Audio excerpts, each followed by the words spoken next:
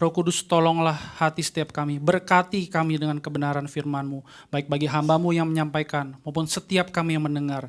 Sehingga hidup kami boleh dipenuhi oleh kebenaran firman Tuhan. Hidup kami boleh diarahkan, dibentuk semakin serupa dengan Engkau, Tuhan kami, Yesus Kristus. Hidup kami boleh diutus ke tengah dunia-Mu ya Bapa, untuk menyatakan kemuliaan-Mu sampai Tuhan Yesus datang kembali. Berfirmanlah ya Tuhan, dan biarlah setiap kami boleh sedia mendengarkan Tuhan. Dalam nama Tuhan Yesus kami berdoa. Amin. Saudara, sekali lagi shalom. Saya bersyukur boleh berjumpa dengan saudara, baik yang muka stok lama tapi baru datang begitu ya, atau muka-muka baru. Welcome saudara sekali lagi di Grace Life Community Church Serpong. Dan sekali lagi saya memohon maaf karena kami juga saya pribadi jujur tidak menduga akan se-crowded ini pada hari ini, walaupun memang ada euforia mungkin ya ibadah perdana, tapi saya tidak menduga sama sekali akan seramai ini sampai ada ibu-ibu yang duduk di depan. Terima kasih ya. Ini seperti firman Tuhan ya. Maria duduk bukan kaki Tuhan Yesus, tapi mau tidak mau duduk di depan untuk mendengarkan firman Tuhan. Sekali lagi saya mewakili teman-teman pengurus, tim kerja, mohon maaf kalau ada ketidaknyamanan yang saudara alami hari ini. Mudah-mudahan saudara, kalau Tuhan berkenan, kami boleh merapikan kembali kapasitas di ruangan ini supaya minggu-minggu ke depan saudara dapat mengikuti ibadah dengan lebih baik ya. Dan saudara-saudara sekali lagi welcome di Grace Life. Saudara, gereja ini adalah gereja tempat di mana saudara diajak untuk bertumbuh bersama di dalam kebenaran firman Tuhan. Saudara diajak untuk punya relasi dengan Tuhan di dalam doa. Saudara diajak untuk menunjukkan kasih dan penerimaan kepada semua orang tanpa pandang bulu, karena kita sudah dikasihi dan diterima oleh Tuhan. Dan saudara di sini juga diajak untuk menjadi murid Kristus yang memuridkan, menjadi gereja yang merintis gereja. Dan juga saudara, kita bersama-sama boleh bekerja sama dengan lembaga manapun, dengan orang Kristen manapun yang sevisi dengan kita untuk boleh mengerjakan kerajaan Allah di muka bumi ini sampai Tuhan Yesus datang kembali. Nah saudara, inilah value dari Grace Life ya, Spark, Scripture, Prayer, Abundant in Love, Reproduction, dan juga Kingdom Minded. Kiranya Tuhan berkenan untuk memberkati kita hari ini, khususnya melalui kebenaran firman-Nya. Nah saudara, sebelum saya memulai khotbah hari ini, saya ingin menanyakan satu pertanyaan ini ya. Mumpung ini ibadah perdana, seperti baru buka gereja ya. Saudara boleh pikirkan dan jawab di dalam hati begitu, seperti apa gereja yang ideal? Ya. Seperti apa gereja yang kayaknya wah cocok untuk semua orang? Saudara, kita bisa punya banyak sekali jawaban. Kalau di ruangan ini mungkin ada 1347 orang ya. Kita bisa memiliki 1347 jawaban begitu. Tapi saudara, mungkin kalau saya bisa rangkum, kita bisa berpikir, oh gereja yang ideal, kita bisa jawab adalah gereja yang baik. Maksudnya apa baik?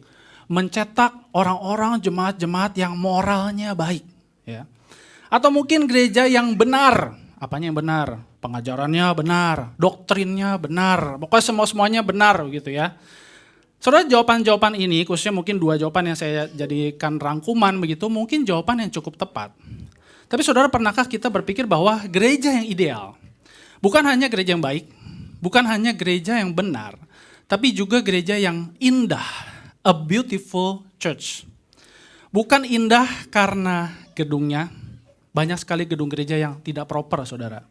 Tapi indah karena siapa yang hadir di dalamnya, yaitu Yesus, sang kepala gereja yang memancarkan keindahannya, the beauty of His glory di dalam gerejanya. Nah saudara, hari ini kita kan bersama melihat bagaimana keindahan Allah itu datang ke dunia. Ketika Yesus kedatang dunia, seperti yang dituliskan oleh Yohanes di pasal 1 ayat 1-3 dan ayat 14, kita akan baca bersama-sama. Saudara bisa melihat di layar, ada teks Alkitab yang tertera dan kita akan membacakannya bersama-sama keempat ayat ini ya. Yohanes 1 ayat 1-3 dan Yohanes 1 ayat 14. Mari kita baca bersama-sama 1, 2, 3. Pada mulanya sudah ada firman. Firman itu bersama dengan Allah dan firman itu adalah Allah. Ia pada mulanya bersama dengan Allah. Segala sesuatu dijadikan melalui Dia, dan tanpa Dia tidak ada sesuatu pun yang telah jadi dari segala yang telah dijadikan. Firman itu telah menjadi manusia dan tinggal di antara kita. Dan kita telah melihat kemuliaannya, yaitu kemuliaan sebagai anak tunggal Bapa, penuh anugerah dan kebenaran. Demikian bacaan firman Tuhan pada hari ini. Nah saudara, kalau setiap kita yang mungkin familiar ya dengan pembukaan dari setiap kitab Injil, Matius, Markus, Lukas, Yohanes begitu, maka saudara akan melihat Yohanes itu membuka catatan Injilnya dengan berbeda dibandingkan Matius, Markus, dan Lukas. Nah, salah satu highlight dari pembukaan Injil Yohanes ada di ayat 14 ini. Firman itu, Yesus telah menjadi manusia. Dia yang adalah Allah sejak kekekalan bersama-sama dengan Allah, dia sudah menjadi manusia, mengambil rupa manusia, menjadi flesh and blood, darah dan daging seperti kita. Dan tidak hanya menjadi manusia lalu diam-diam saja begitu. Dikatakan oleh Yohanes, dia tinggal di antara kita, dwell among us. Nah saudara, ayat ini, khususnya kalimat tadi, firman itu telah menjadi manusia dan tinggal di antara kita. Bagi kita pembaca masa kini, mungkin ayat ini terkesan biasa aja. Atau kita hafal sebagai, oh ya ini menandakan inkarnasi Tuhan Yesus. Kedatangan Tuhan Yesus ke dalam dunia begitu. Untuk menyelamatkan umat manusia dari dosa, amin gitu ya.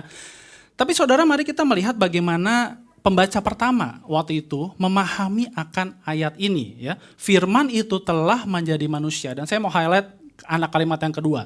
Dan tinggal di antara kita.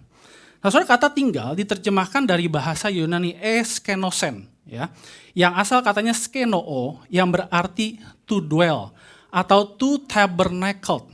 Nah, saudara, ketika mendengar kata tabernacle, kita pasti ingat akan kemah suci, tabernacle, yang didirikan oleh bangsa Israel ribuan tahun sebelumnya ketika mereka ada di padang gurun dan sudah dijumpai oleh Tuhan. Nah, saudara, mungkin kita berpikir kemah suci itu bentuknya seperti apa, ya? Nah, saya mau tanya saudara-saudara di sini, ya, tidak hanya dewasa, termasuk anak-anak, siapa yang pernah camping? Nah, anak-anak ada yang pernah camping? Oh, ada yang mau angkat tangan tapi ragu-ragu ya. Jangan keraskan hatimu. Oh, pernah camping ya. Ada lagi yang pernah camping di sebelah sini kayaknya ramai sekali tadi.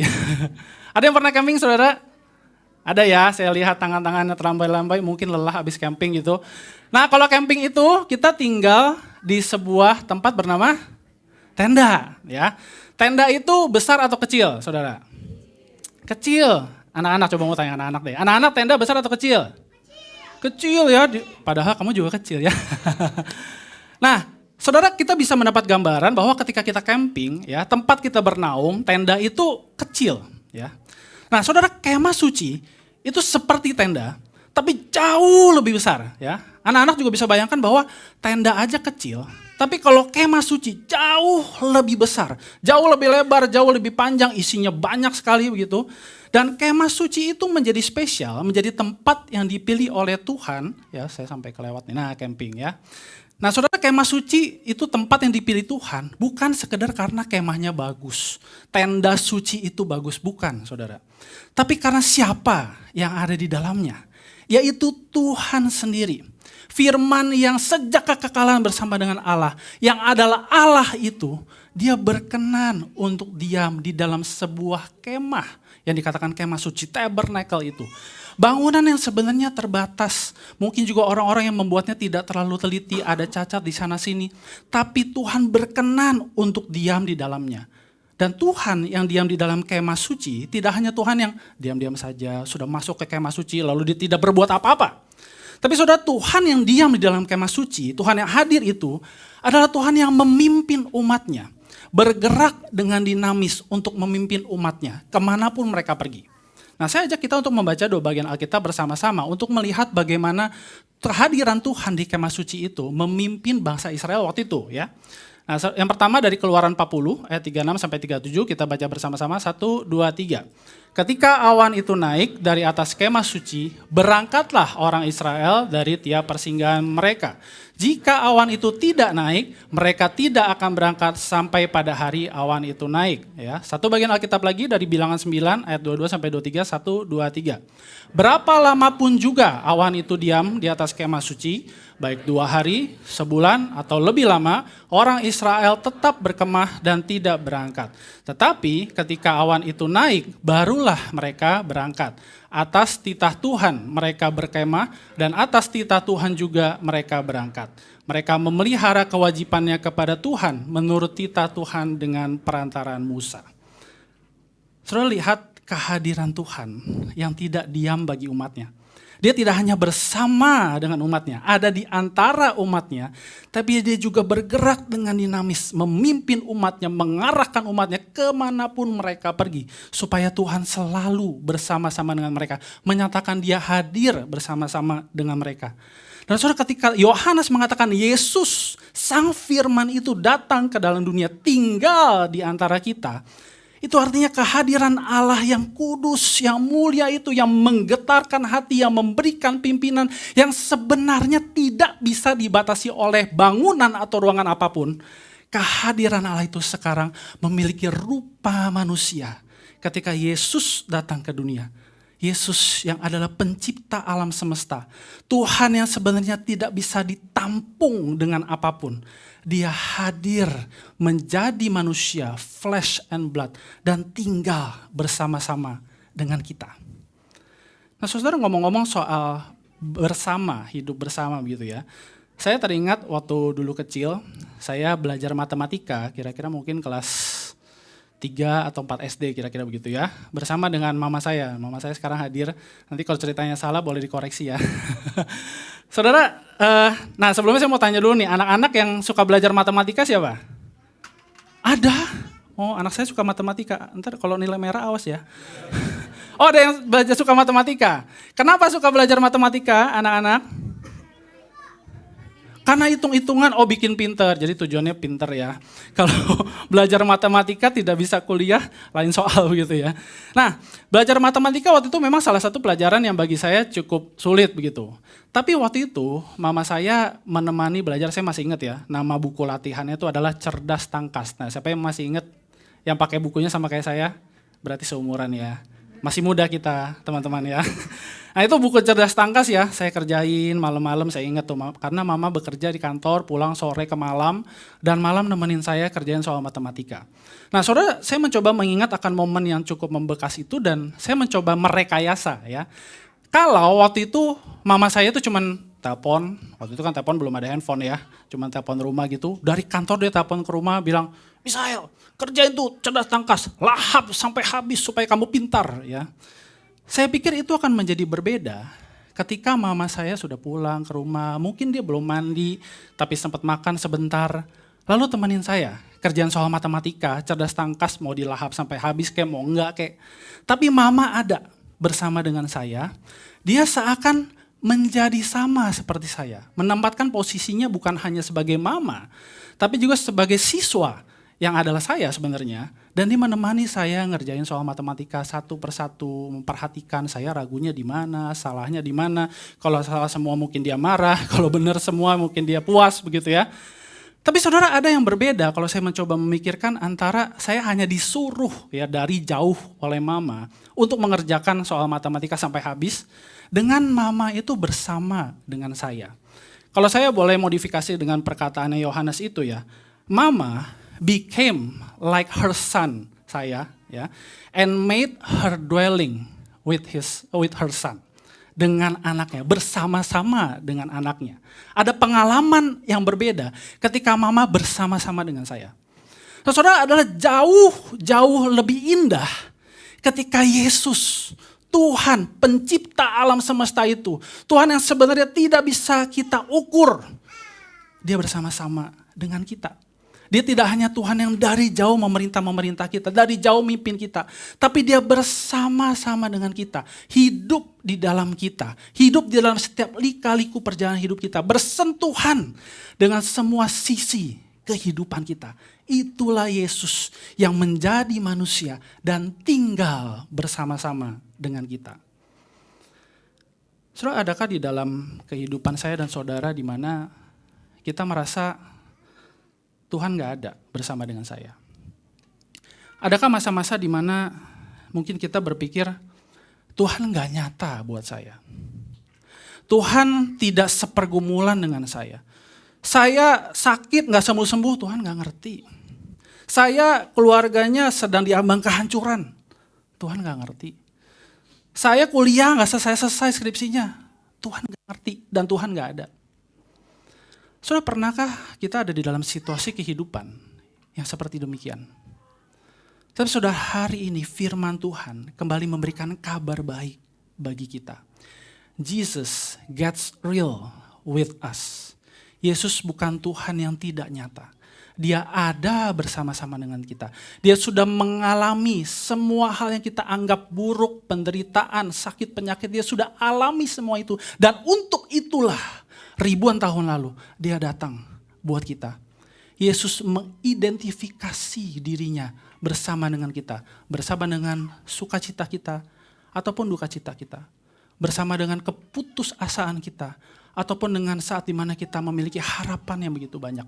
Bersama dengan segala keadaan yang buruk dalam hidup kita. Ataupun keadaan yang baik di dalam hidup kita. Firman itu telah menjadi manusia dan tinggal bersama-sama dengan kita. Nah saudara, pertanyaan berikutnya, ketika Yesus sudah hadir, bagaimana Yesus hadir dan bersentuhan dengan kehidupan kita? Saudara, Yohanes melanjutkan di anak kalimat kedua dengan berkata, kita telah melihat kemuliaannya, kemuliaan yang penuh anugerah dan kebenaran. Saudara, apa artinya kita telah melihat kemuliaan Tuhan? Nah, saya mengajak kita untuk sedikit belajar kata begitu ya siang hari ini ya. Nah, saudara, kata kemuliaan atau glory dalam bahasa Inggris ya, atau dalam bahasa Ibrani kavod. Saudara, itu berarti bukan sekedar hanya kemuliaan atau sinar begitu ya, cahaya. Tapi saudara bisa baca sendiri dan lihat betapa luar biasanya arti kemuliaan Tuhan, kehormatan Tuhan, kelimpahan diri Tuhan, kemegahan Tuhan, harga diri Tuhan, dignity-nya Tuhan. Weightiness, ini sulit sekali saudara untuk dimengerti, tapi saya mencoba untuk menjelaskan sebagai tidak ada bandingannya dalam hal ukuran berat. Sangat berbobot kehadiran Tuhan, kemuliaan Tuhan itu. Dan kemuliaan Tuhan menunjukkan kualitas yang menunjukkan betapa seriusnya Tuhan di dalam hidup kita. Saudara, ketika kita dikatakan melihat kemuliaan Tuhan, di saat yang sama kita sedang melihat siapa Tuhan. Tuhan yang megah, Tuhan yang harga dirinya tidak bisa dibandingkan dengan apapun. Tuhan yang begitu berbobot kehadirannya, tidak bisa ditampung oleh apapun. Tuhan yang besar inilah, Tuhan yang mulia inilah. Inilah Tuhan yang hadir bagi kita. Dan dikatakan kehadiran Tuhan ini, kemuliaan ini penuh anugerah dan kebenaran. Diberikan kepada kita dengan penuh anugerah dan kebenaran. Saudara, apa artinya? Saudara, yang pertama kita bisa melihat bahwa penuh anugerah. Artinya kemuliaan Tuhan, penyataan diri Tuhan, pengenalan diri akan Tuhan diberikan kepada kita dengan limpah. Tidak hanya 1 kali, 2 kali, sebulan sekali, tapi terus menerus dengan limpah. Padahal sebenarnya kita tidak layak untuk menerima pengenalan akan Tuhan. Siapa manusia berdosa yang tahan berhadapan dengan Tuhan? Tapi ketika Yesus datang di dalam kehidupan kita, kita boleh menerima pengenalan akan Tuhan dengan begitu limpah. Dan saudara, penuh kebenaran artinya kehadiran Tuhan tidak berubah. Dia setia terus mengenalkan dirinya. Konsisten, gak ada absennya. Tiap detik dia mengenalkan dirinya kepada kita. Dan itu artinya Tuhan bisa diandalkan di dalam kehidupan kita. Dan tidak ada satupun dari karakternya, dari sifatnya yang dia sembunyikan. Saudara, dengan kata lain, kalimat kemuliaan yang penuh anugerah dan kebenaran bisa kita artikan sebagai pengenalan tentang siapa Allah yang diberikan, pengenalan itu diberikan dengan begitu limpah sebagai anugerah bagi kita yang gak layak. Diberikan secara terus menerus, konsisten, seakan tidak bisa kita tolak. Dan ini menandakan Allah setia mengenalkan dirinya bagi kita. Dan tidak ada yang Allah sembunyikan dari dirinya ketika Yesus datang bagi kita. Soalnya ini sebuah kabar baik bagi kita, orang-orang berdosa, orang-orang yang sebenarnya tidak layak untuk menerima kehadiran Tuhan yang begitu indah. Namun saudara, kita juga berpikir rasanya bagaimana mengalami kemuliaan yang penuh anugerah dan kebenaran itu. Kemuliaan yang diberikan dengan begitu limpah bagi kita, tapi di saat yang sama juga terus dinyatakan untuk menyatakan siapa Tuhan yang tidak berubah itu di dalam kehidupan kita. So, saya mengajak kita untuk melihat 2 kisah dari Yohanes 2, saudara ya. Saudara, yang pertama mungkin sebagian saudara familiar dengan cerita ini. Ya, kalau lihat gambarnya kira-kira ceritanya apa saudara? Yohanes 2. berhubungan dengan anggur pokoknya ya. Tuhan Yesus mengubah air menjadi anggur di dalam sebuah pernikahan di Kana, betul ya? Saudara, bagian dari saudara mungkin sudah hafal ceritanya, tapi saudara kira-kira ceritanya adalah ada orang menikah, mempelai laki-laki, mempelai perempuan, ya Tuhan Yesus dan keluarganya diundang. Tiba-tiba mereka kehabisan stok anggur, ya. Biasanya anggur itu disediakan dengan banyak, dan ketika orang sudah puas minum, pengen minum lagi, nah anggur yang tersisa biasanya anggur yang tidak enak, ya. Yang penting asal minum rasa-rasa anggur begitu ya, dioplos sedikit tidak apa-apa, kira-kira begitu. Nah, tapi saudara waktu itu stok anggurnya bahkan yang nggak enak pun nggak ada. Jadi habis bis-bis, ya. Dan mempelai laki-laki jelas merasa malu. Ini kalau sampai tamu saya nggak bisa minum anggur lagi gimana? Pesta yang berhari-hari itu masa putus gara-gara anggurnya habis, kira-kira begitu. Namun saudara, Tuhan Yesus melakukan tanda yang pertama dicatat oleh Yohanes. Ketika dia mengubah air itu yang banyak sekali menjadi anggur, dan bukan hanya anggur yang biasa aja. Ini anggur yang terbaik.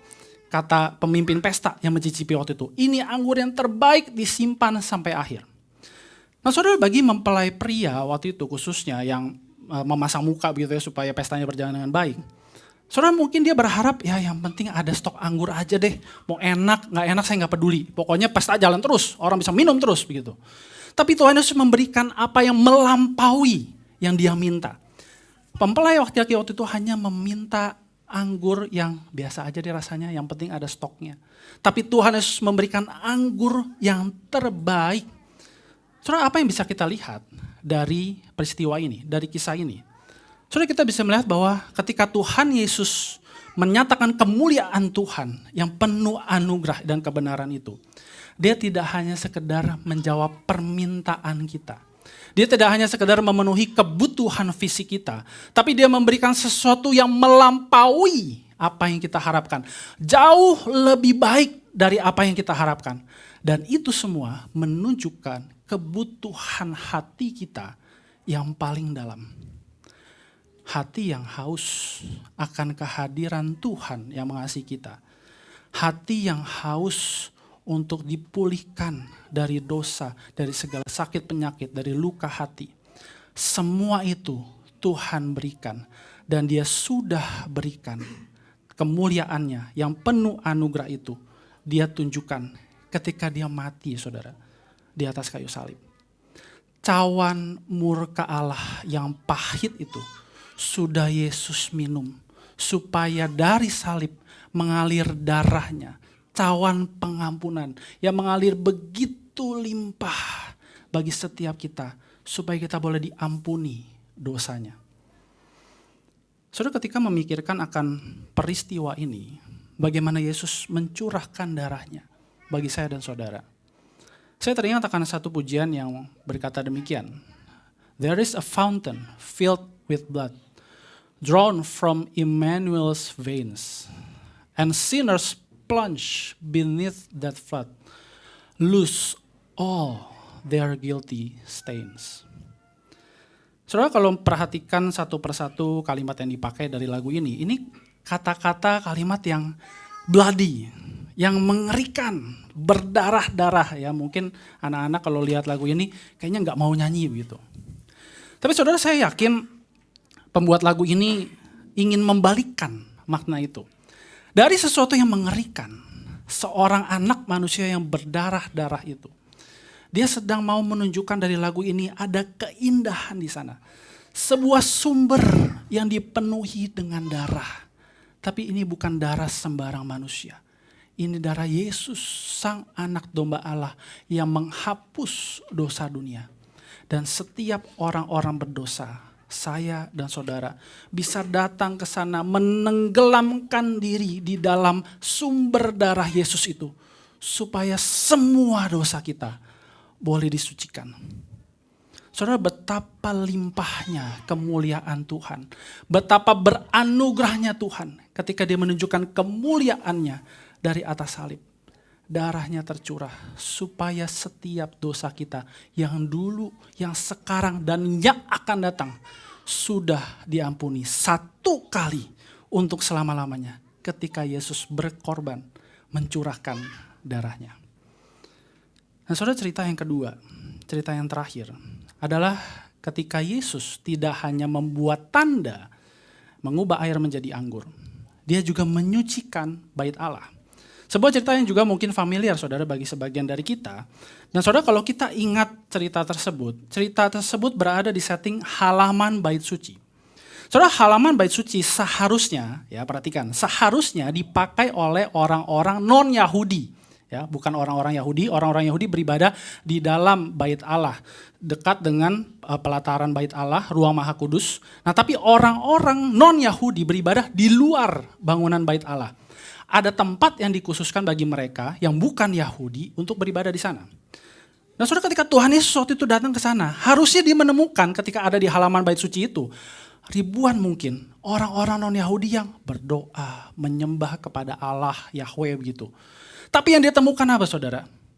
Orang-orang yang berdagang, orang-orang penukar uang, orang-orang yang mencari keuntungan bagi diri mereka sendiri.